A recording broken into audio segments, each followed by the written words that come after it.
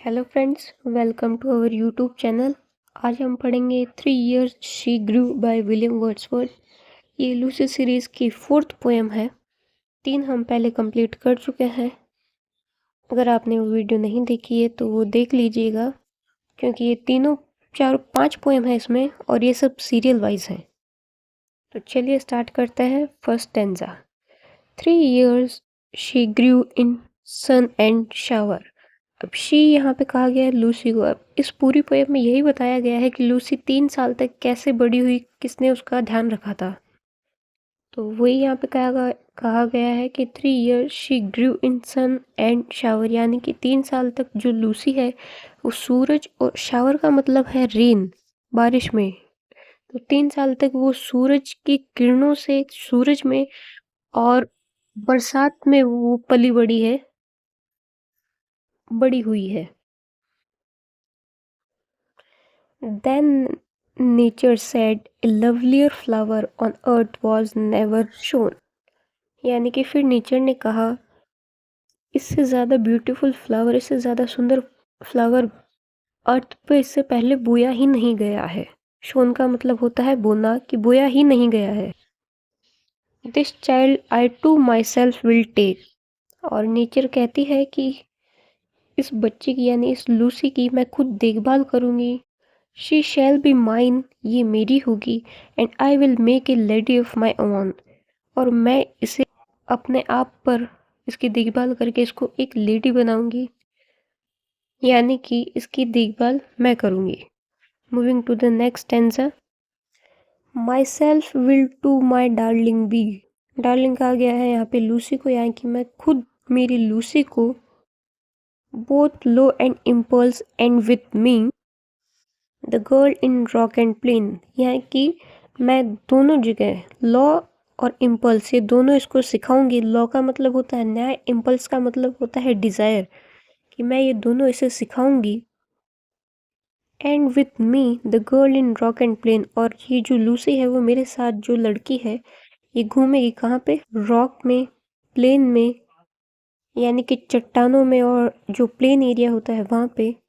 In earth and heaven, धरती और स्वर्ग में। इन ग्लैड एंड बावर, ग्लैड मतलब होता है बंजर ज़मीन और बावर मतलब होता है फॉरेस्ट गार्डन। तो नेचर बोल रही है कि ये मेरी जगह हर जगह घूमेगी मेरे साथ लूसी जो है। रॉक में, प्लेन में, अर्थ में, हेवन में, ग्लैड में, यानी कि जो बंजर ज़मीनें जो होती है, बंजर जो फॉरेस्ट होते हैं वहाँ पे, बावर में यानी कि जो हरे भरे फॉरेस्ट होते हैं वहाँ पे। shall feel an overseeing power to kindle or restrain। In last की 2 लाइनों का मतलब है कि वो अपने आप एक ऐसी पावर फील करेगी, कि उसके साथ कोई ऐसी पावर फील करेगी, कि उसके साथ कोई ऐसी पावर चल रही है जो उसे इंस्पायर भी करेगी और कंट्रोल भी करेगी, उसे पेशेंस भी सिखाएगी और कब गुस्सा होना है ये भी सिखाएगी, उसे गाइड करेगी in total we can say. तो मैं उसे इस तरह उसकी अपब्रिंगिंग करूँगी, ये बोलती है नेचर लूसी के बारे में। Moving to the next stanza. She shall be sportive and fawn. Sportive कहते हैं चंचल को, और फॉन कहते हैं हिरण का जो छोटा बच्चा होता है उसे। तो नेचर यहाँ पे कह रही है कि जो लूसी होगी वो हिरण के छोटे बच्चे की तरह चंचल होगी। That wild with Glee across the lawn. Wild कहते हैं उछलने कूदने को, ग्ली कहते हैं खुश होने को। तो इस लाइन का मतलब है कि वो उछलेगी, कूदेगी और खुश होगी इस लॉन में।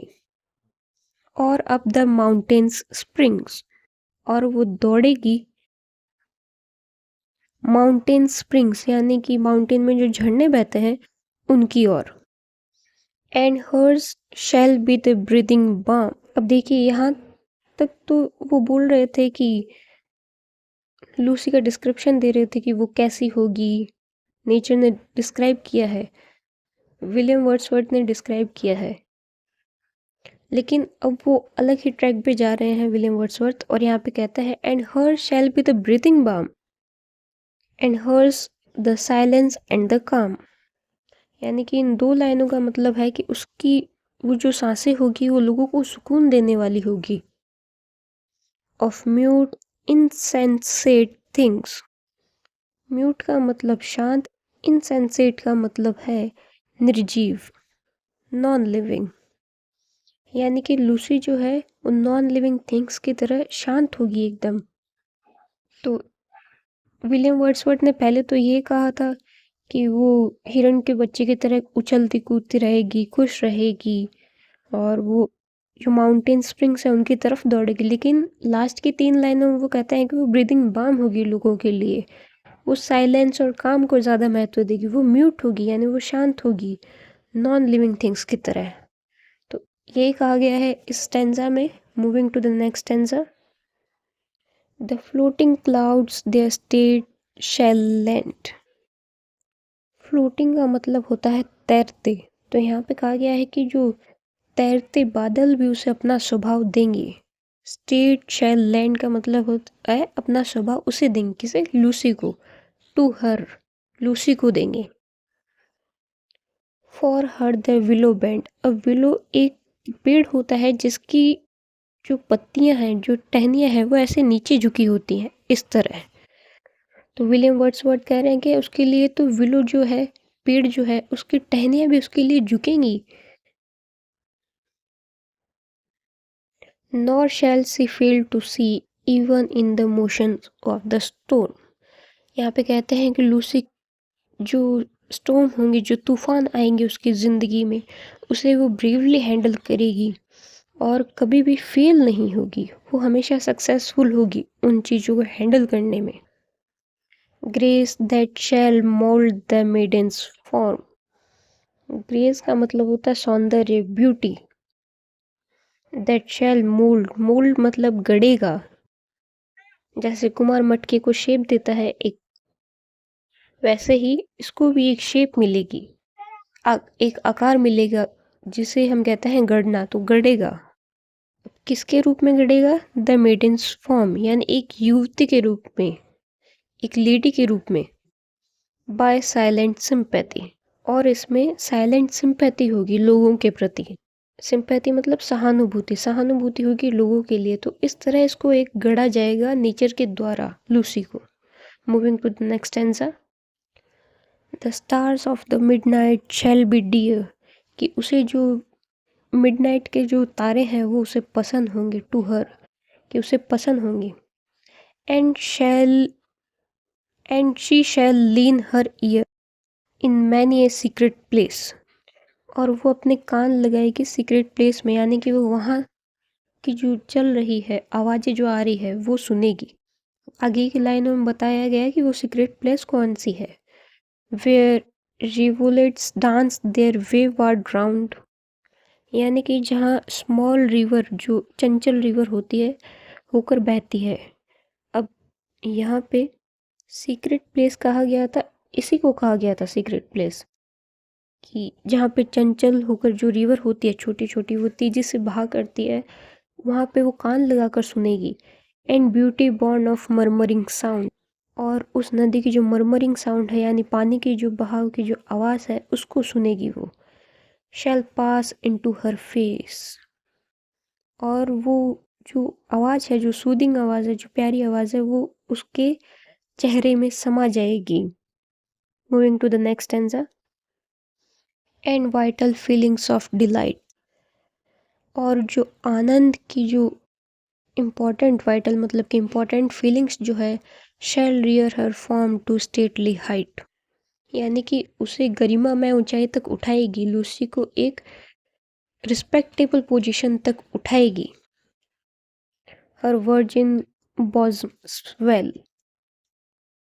यानी कि वो बड़ी हो जाएगी। बॉज़म स्वेल का मतलब होता है हर चेस्ट बिकेम बिग, यानी कि वो अब लेडी बन जाएगी। Such thoughts to Lucy I will give. अब यहाँ पे नेचर कह रही है कि मैं लूसी को ऐसे थॉट्स दूंगी। While she and I together live. मैं और वो साथ रहेंगे here in this happy dell. Dell का मतलब होता है घाटी। अब नेचर कह रही है कि मैं और वो साथ रहेंगे इस घाटी में। तो moving to the next stanza. Thus nature spake the work was done। और फिर नेचर कहेगी कि काम पूरा हो गया है। फ्रेंड्स, अब इसके बाद की जो लाइन है वो नेचर नहीं कह रही, वो विलियम वर्ड्सवर्थ कह रहे हैं कि how soon my Lucy's race was run. अब यहाँ पे रेस वॉज रन का मतलब होता है कि लाइफ जर्नी जो थी लूसी की वो कितनी जल्दी फिनिश हो गई, क्योंकि she died and left to me. और अब वो नहीं रही है, वो उसकी डेथ हो गई है एंड लेफ्ट टू मी, और वो क्या छोड़ के गई है मेरे लिए? दिस हीथ, यानी कि ये बंजर जमीन, this calm and quiet scene, the memory of what has been and never more will be. यानी कि वो मेरे लिए बंजर ज़मीन छोड़ के गई, ये कामनेस छोड़ के गई है, ये क्वाइट सीन छोड़ के गई है, और वो जो मेमोरीज थी वो बन चुकी हैं, जो तब वो जिंदा थी तब अब नहीं बनने वाली है, क्योंकि अब वो उसकी डेथ हो गई है लूसी की, तो अब मेमोरीज ऑब्वियसली नहीं बन सकती है। तो वो जो मेमोरीज थी उसके साथ वो लूसी अपनी मेमोरीज छोड़ के गई है, और अब वो नहीं रही है। तो यही पोएम थी इसमें। ये हमारी फोर्थ पोएम थी लूसी सीरीज की, जो कि थी 3 years she grew by William Wordsworth. यहाँ पे वो लूसी के बारे में बताते हैं और लास्ट में बताते हैं कि कैसे वो सिर्फ मेमोरीज छोड़ के गई है मेरे लिए, क्योंकि अब वो रही ही नहीं है, वो मुझे छोड़ के चली गई है। Thank you friends for watching video.